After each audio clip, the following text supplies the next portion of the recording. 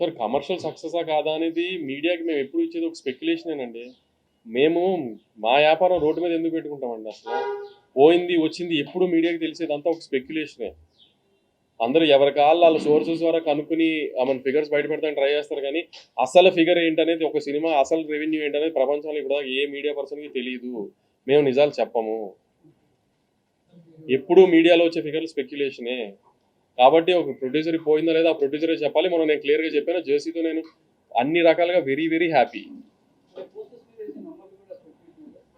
Posters మీద వేసే నెంబర్లు అంటే ఏం ఇప్పుడు ఎన్ని దాన్ని మీరు వెరిఫై చేయగలుగుతారు అనుకుంటున్నారా? అదే అంటున్నానండి. మీరు ఇప్పుడు అడిగారు కదా, నేను నా వ్యాపారం రోడ్డు మీద ఎందుకు పెట్టుకుంటానండి అసలు? నేను ఎంత బిజినెస్ చేశాను, నేను ఎంత సినిమా ఖర్చు పెట్టాను, నాకు ఎంత వచ్చింది, ఎందుకండి ఇవన్నీ? అదంతా నా తలనొప్పి కదా. నాకు పోయినా ఎవరు నాకు వచ్చినా ఎవరు కదా. అసలు ఎందుకు ఇప్పుడు ఒక హీరోని ఎదురుకుండా కూర్చోబెట్టుకుని ఎందుకు ఇవన్నీ? ప్రూవ్ చేయమనండి, సింపుల్. ఇప్పుడు నా సినిమా ఫేక్ కలెక్షన్, ముందు సినిమాలన్నీ జెన్యూన్ అని ఎలా తెలిసిందో ఇది ఎలానే ఫేక్ అని ప్రూవ్ చేయమనుకోండి.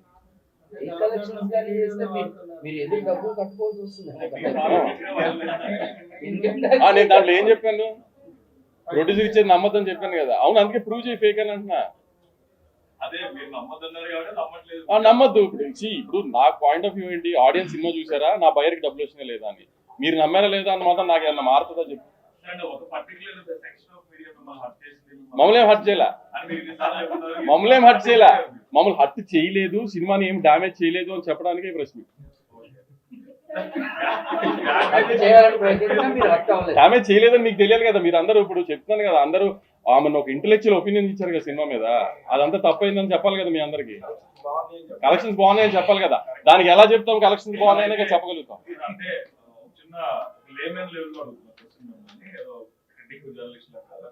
సినిమా హిట్ అయిపోతే రివ్యూస్ క్రిటిక్స్ తప్పు, లేకపోతే సినిమా ఫ్లాప్ అయితే లేదు, ఎప్పుడు లేదు.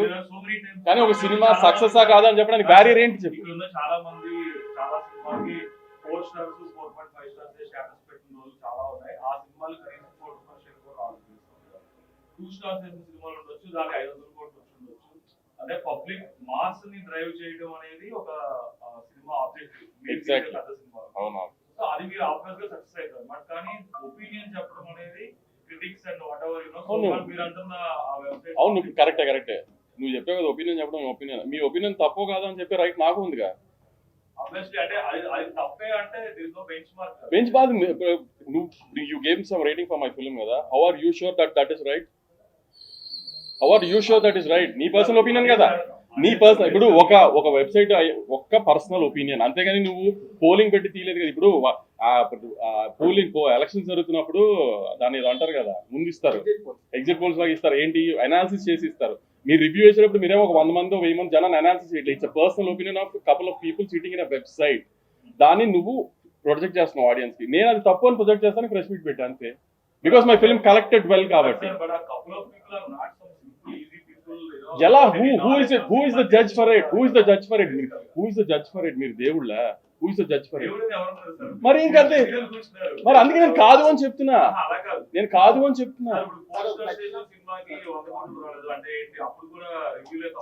ఏంటి అసలు నేను అనేది రివ్యూ తప్ప ఒప్ప కాదు. అసలు రివ్యూకి వాల్యూ లేదు అని చెప్తున్నా.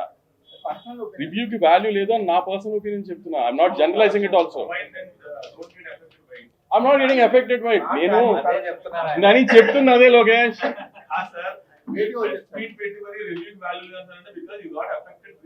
No, you tried to affect the film. You guys tried to affect the film. అందుకని కాలేదు అని చెప్తున్నాను అంతే.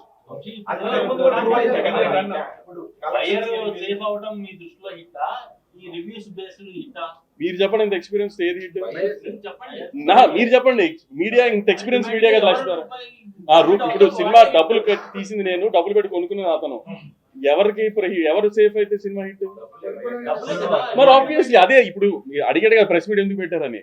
నా సినిమా నా దగ్గర కొనుక్కున్న బయ్యర్లు ఆల్మోస్ట్ 90% నిన్నటితో బ్రేక్ ఈవెన్ అయిపోయారు. నా జిఎస్టీతో చాలా మందికి కమిషన్ లాగా వెళ్ళిపోయింది అని సో కాల్డ్ జనరలైజ్డ్ మీడియాకి చెప్పడానికి ఈ ప్రెస్ మీట్. నేను ఇందాక కూడా చెప్పా, నిన్న మొన్న ట్వీట్ కూడా చూసా, ఫ్రైడేల గురించి మాట్లాడుతున్నారు, వాళ్ళందరికీ చెప్దామని.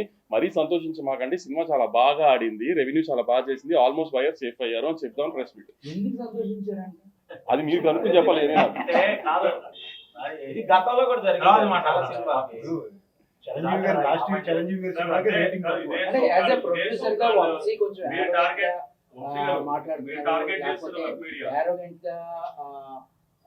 డీల్ చేస్తున్నాడు కొంతమందితో. ఫ్యాన్స్ ఈవెన్ ఫ్యాన్స్ తో కూడా కొంత ఆరోగెన్స్ ఉంది అని దాని గురించి నాకు ఎప్పుడు అనిపించలేదు. But so many people in social media face లేని వాళ్ళు ఏం మాట్లాడితే why do we want to give that అంత ఇంపార్టెన్స్? ఇప్పుడు మీరు 20 మంది ఉన్నారు, మీరు నన్ను సంవత్సరానికి 5-6 సార్లు చూస్తున్నారు, ఎప్పుడైనా మీకు ఆరోగ్యంగా బిహేవ్ చేశానా? మీ ఎవరికి లేని ప్రాబ్లం ఎవరో ఫేస్ లేని సోషల్ మీడియాలో ఉంటే how am I concerned with?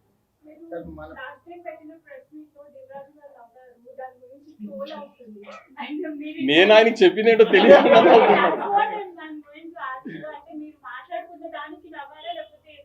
మేమిద్దరం ఏదో అనుకుని నేను ఆయన ఏదో అంటే దానికి నవ్వుకున్నాం.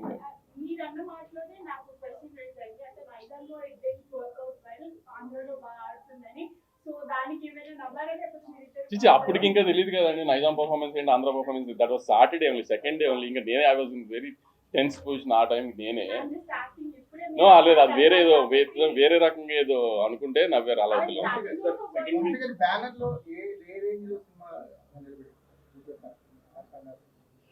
అదేంటి టాప్ 3 ఫిల్మ్స్ లో ఉంటుంది.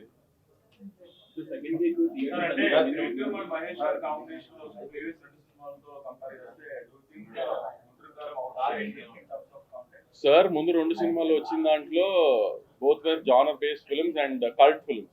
ఇది కమర్షియల్ మాస్ సినిమా. కమర్షియల్ సినిమా అంటే అర్థం బయ్యర్లకి ట్రేడ్ కి వర్కౌట్ అవ్వాల్సిన సినిమా, అది వర్కౌట్ అయింది. ఆ రకంగా ఇట్ ఆల్సో వర్క్డ్ అవుట్ కదా. బోస్ట్ ఆ 2 కల్ట్ ఫిల్మ్స్, వాటితో కంపారిజన్ కాదు. ఇది కమర్షియల్ ఫిల్మ్, పండగకి వచ్చిన ఒక కమర్షియల్ ఫిల్మ్.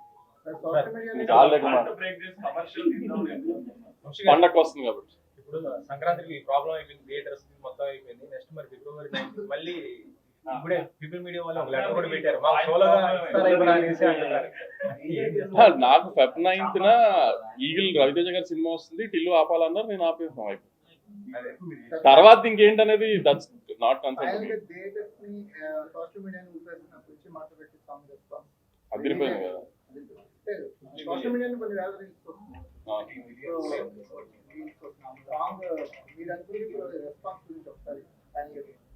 సాంగ్ రెస్పాన్సే కాదు కుమార్, అందరూ last half an hour 40 minutes చాలా బాగుంది, సాంగ్ నుంచి సినిమా ఎక్కడ ఆగలేదు, ఎమోషనల్ గా బాగుంది, ఆ ఫైట్ పాట అన్ని చాలా బాగున్నాయి అన్నారు. Song response extreme. నిన్న మొన్న యూట్యూబ్ లో ఎవరో నాకు వీడియో షేర్ చేశారు, ఒక 30-40 year old అమ్మాయి డాన్స్ చేస్తాం థియేటర్ లో.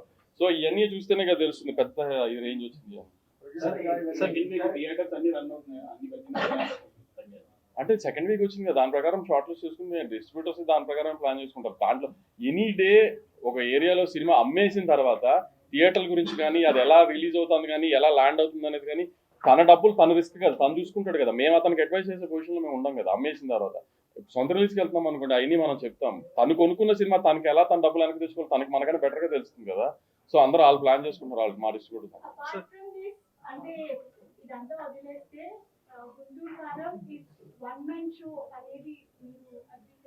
మ్యామ్ ఇప్పుడు మహేష్ గారు చాలా బాగా యాక్ట్ చేశారు, చాలా అందంగా ఉన్నారు, చాలా ఎనర్జెటిక్ గా డాన్స్ చేశారు, ఎన్ని చేశారు. ఇవన్నీ ఎవరు చేయించారు?